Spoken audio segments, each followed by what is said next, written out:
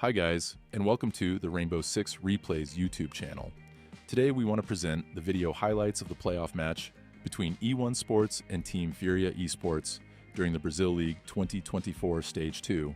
Don't forget to subscribe and put a like. Enjoy. That might go down. In this case, of that ex-Kairos on side, of course, you're looking towards the tin openers. But the vertical control, you can see there was two players here trying to challenge on towards Nade. And yeah, Tuberow's doing a fantastic job here, really slowing things down. And STK has burnt over a minute and a half single-handedly so far. Herds is going to take him down, but his contribution really has been solid. 3 versus 2, though, as the hatch drop comes down. JV92 manages to pick up a kill elsewhere. And that leaves us now with Furia in the driving seat. 28 seconds. They've got all the time in the world, and Des, I've got to say, E1 feel like they've let that slip a little bit. It's not necessarily quite as easy to play behind because you've got the shell sat behind the shield, but still, it can be used in that way. It has looking good for E1. No, getting picked apart here and chewed up, spat out basically at every single turn they step into, and immediately Perez had no idea his man was coming. Even with the default cam above him, of course, no one's going to be sat on it. It's not going to do anything. It's not going to get a kill. It's not going to take the exothermic off the wall. So Furia's attack continues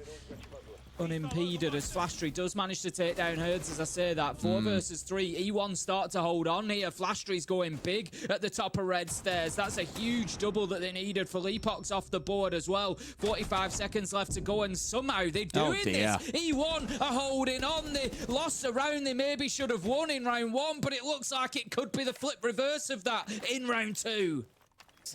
He's hoping there to find something onto the feet, but I think nothing's going to get given. Right idea from E1 as well, just take up these side angles. As soon as he steps through the breach, he's getting shot from 2 angles. It's never going to work out too well. In fact, he's managed to make a really aggressive cross, but gets shot in the back.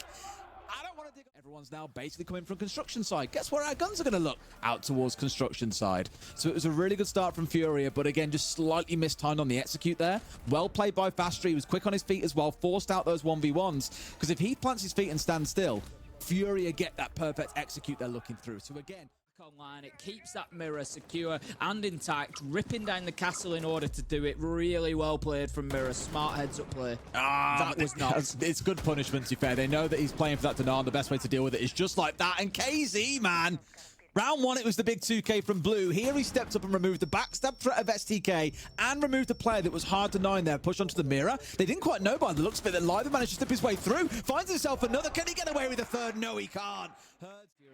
They do really get things opened up. They've got the church wall, they've got the kitchen hatch, they've got blue hatch. E1 are going to feel some pressure because there's a lot of time left, and this is where I would maybe like to have seen them out in the map a little bit more to burn some of this time, because Furia have got an age.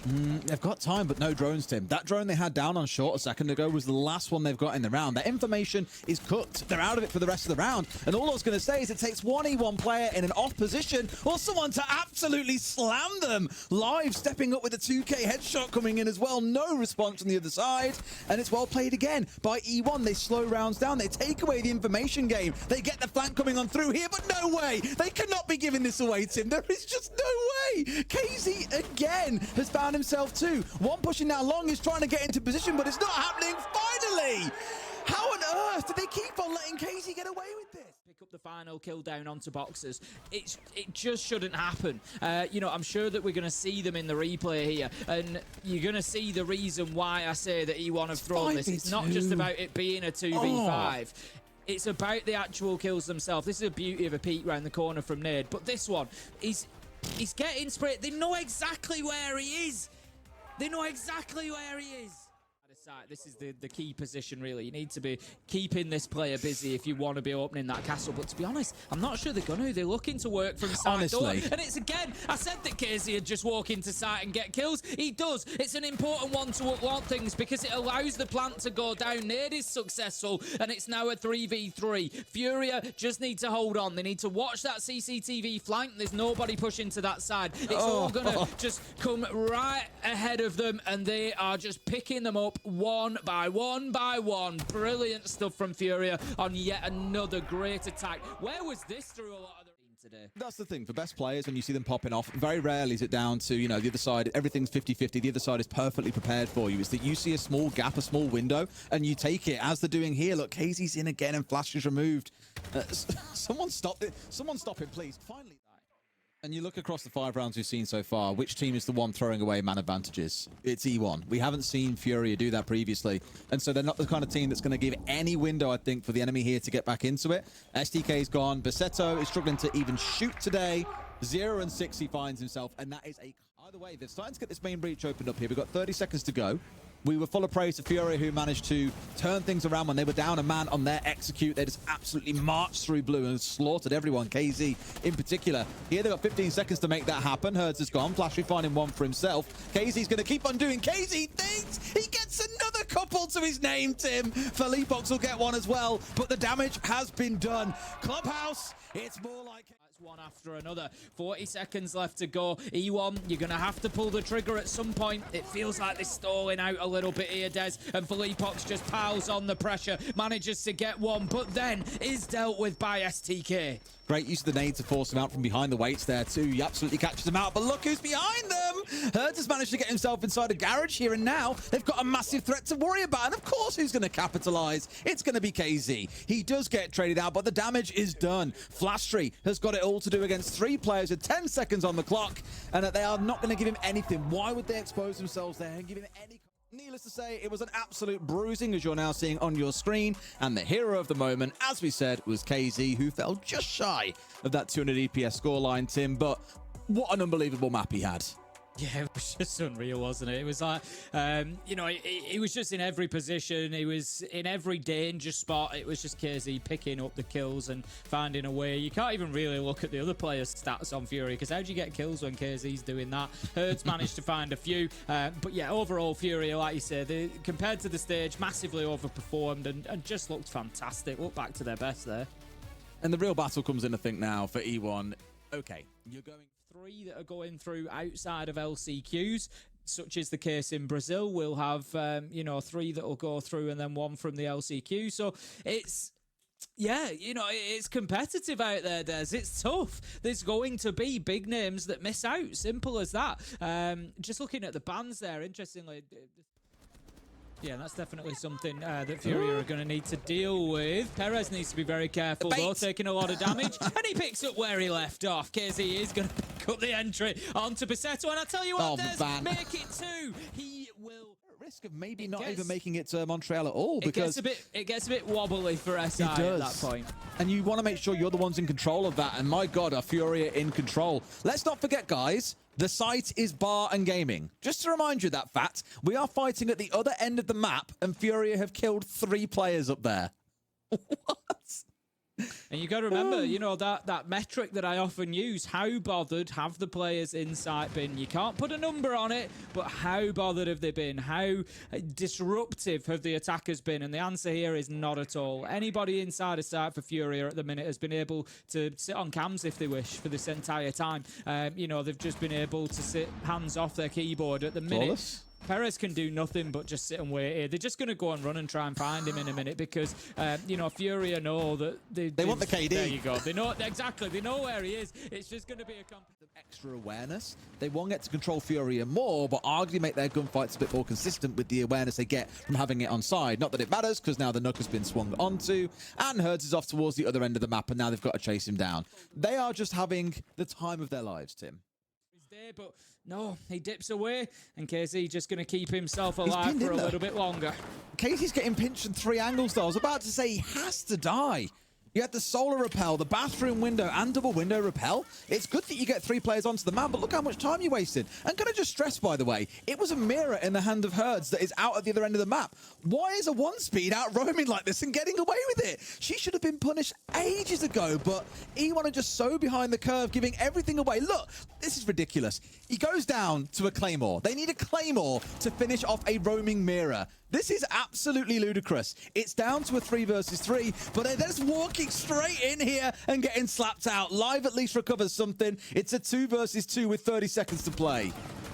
There's a possibility for E1 here. They get a good bit of damage there onto Nade, but he's the Doc, so it just gets worse and worse for them as he juices himself back up to full health and ready to go again. 20 seconds and E1 are going to have to start forcing this, going to have to start pushing. Nade, he's ready for the fight coming his way. He's just going to use that reinforcement and rotate. Picks up live. Can he find the last, or will it be his teammate JV92? Of course not. No, no, no. He doesn't need any support. Top teams that you'd see at the major, they will punish a team that try and make that kind of thing work out. Yeah, fair play to Herds. He's identified the gap and he has consumed it whole. But just one of those where I'm looking at it and thinking, yeah, it's frustrating because it's about to say he's fancying himself a little bit of a cheeky jump up there on the piano window, fancying himself someone up on the roof, and it's the right sort of idea. There is a player holding out above him, and there's Felipots getting rid of STK for seemingly free. Absolutely nothing in that gunfight. Not quite sure what's going on. A second one comes on through this time. They're crumbling at the seams, Tim. I don't know what's going on. That's two players that have just ran through fire lines and died. I often look for the positive. You know this, Des. It's rare that I get frustrated with teams. But Iana just sprinting into fireplace, not ready for any fights, obviously unaware of the player in dining. I've got to say there, what are you doing? Because you got exactly what you were asking for. JV92. All right, well, let's see how this round plays out. They've started things off a bit slow, which I'm certainly not against. However, I'm a little bit worried about the early gunfights already being assumed here. And look at this, there's 2 or 3 players. That's good. Much better. Slate him or chase him down. That there is a good bit of team play where they've made use of the Deimos to force a player back. Problem is, someone's slipping through the net. Look at this. And immediately, there is team assistance right there available to help out as well. So Furia are aggressing back, but they're doing it in pairs or trios. It's hard to stop that. It is very difficult, and that's a nice angle from Flash3 again. And this is we've seen a man advantage for E1 so many times in this series, and Furia just have the ability to turn things back on its head. There might be 4 versus 3, but don't count this one as being out. Of course, the Deimos is going to help somewhat. I imagine Nade is pretty dug in, though, and there's another one here. We're down to the last 10 seconds in a 3v3. Herds was almost in the dream position, but look at this. Felipex out on the flank, simply no time to go. Flash3, he might have found himself 2 kills in the round, but he won't find himself any more time. He's going to be underneath to support as well. A lot of pressure coming towards this west main and bottom solar stairs area from E1. They're kind of going directly in towards site, and I like this. It's working for them. Perez manages to find Felipox. The problem that they're going to have... Sort of red hole there that I thought, well, you know, they might walk into him face first here and give away a freebie, undoing all that hard work. As actually they've got the right pinch as well onto Herds. Really good bit of team play. Across these last 2 rounds, we've seen this sort of stuff coming together. It's looking good. 5v3, can they finally get around on the board? Well, it just felt a little bit more patient from E1. You know, I've said a couple of times, and we saw it in round 2, they were just running onto the guns of Furia, running into their lines of sight. They've not done that this time. They've backed off a little bit more. They've only gone in and took those fights when they've been sure that they were in a winning position, when they've been confident that they've had the information, been able to go in with an advantage. And that's worked really well for them. So... Nade does manage to take down Flash3, but Basetto, that man, he's there. He finds his kill. He gets the trade. He keeps the advantage for E1 with 20 seconds to go. Oh, surely they don't turn this round. Surely a 2v4 doesn't still go their way. JV has barely moved his feet the whole round, and he's been here for so long. How has he not been sifted? How is he in the middle of 4 players? How has he killed 3? What on earth just happened? Like in that moment. What do you even say? Oh, guys, there's a guy in the middle of 3 of us. How does he get... How... 1, 2, and 3. I can't believe it. I've got a whole Perez account. It could be a 1v5, and I'd still back Furia to win the round. I don't know if something has happened outside the game for the players before coming into today, but E1 are not at the races. They are not the normal team. In that last round... Furia can play as well as they want. That was a massive, massive cock-up coming out from E1. And one that they'll struggle, I think, to shake now mentally. That's going to rattle them for a couple of rounds. They get at least one back here. It's a 4v3. It may as well be a 7v3. Look towards the refrigerator, I think, but he's not going to take it. He doesn't want to be giving himself away. 3 versus 4. This is still, as we know, very winnable for Furia. That signals his opportunity, but the basket is just going to prevent him from seeing Perez. We all believe it can happen. It shouldn't. Stop speaking. You're gonna curse them. I swear to God. They've droned him. They've got the right... Oh, please. Not no. like this. Not like this. Okay, he's on blue. He's on blue. He's coming. Come on. Thank God for that. Oh, thank God that was live coming down. Pressured, but no Herds. He goes straight in. I'm not sure if they're aware of the castle, but they've completely bypassed him. And if they don't know about this, he's going to hurt them, but they do. Basetto stands tall, finds a great kill onto Herds. Tiniest bit of redemption for Basetto, who now finds himself with a couple of kills across the series. So it's not going to end being like a 0-14, 0-15 kind of job. But Kay's, like, you can find a nice little kill there where you catch hers trying to be a bit cheeky, cool. And then Casey steps up and does that. Horrific. Perez does manage to find Felipox, and live the Capcan trap. I've said that too many times this series. Good for another round, Des. Okay, Tim. Okay, we'll see if that transpires. They've got 45 seconds to. In fairness, I'll give it as well. Like E1 on the defense. It's okay. There we go. Nice little spray down to window as well. Should get the final close here on towards Nade, who's inside the goo mine and does get picked off. STK collecting those last two. A little bit of stability for him. 23 this year. Sorry, SR24 this year in the final. Nice. To do it against that team, you know, to flip reverse this and send Furia down to the LCQs, it would be something, Des. But I tell you what, E1 are going to need another, finding themselves a little bit of a beachhead inside of the top floor. The question is, can they push forward now and start finding kills? It's going to be up to JV92, but he cannot. STK finds him with the shotgun headshot through the wall. Basetto manages to pick up one as well. And right now, Furia, they need to be finding their mojo again. They need to be getting themselves back into that flow state. They'll be looking to come for it here as well. Onwards they march, trying to dig up what they can. Like, surely, you know, there's a player dug in. Felipox is on the window as well. They could force a trade. They're expecting one to be a little bit closer. And it's the right kind of idea. He sees the arm, knows where the head will be. But Flashstreet's just a little bit too quick. Nade's there to secure a trade. Furia in. The more important factor here being that Furia have zero control inside of the map. We've still got E1 with players up on top floor. Perez, he's the one. He's going to get the kill onto Felipox. Ooh, very close to a headshot on the Ying as well. Cozy. Manages to catch him as he moves back across. Double for Perez to wrap it up. No bother at all. And now it's all started to crumble here in the second half. Admittedly, again, off back of good play coming out of E1. And it's one thing I'll stand to on Clubhouse. I know they got battered 7-1. Their strategical play was good. I didn't think they played poorly as such. It's just Furia were on a different level. Now we're not quite seeing the same rise coming out from Furia on this map. It's more on the Solar Stairs. And it was KZ back in round 1 that was in here that walked away with the 2K, if you recall.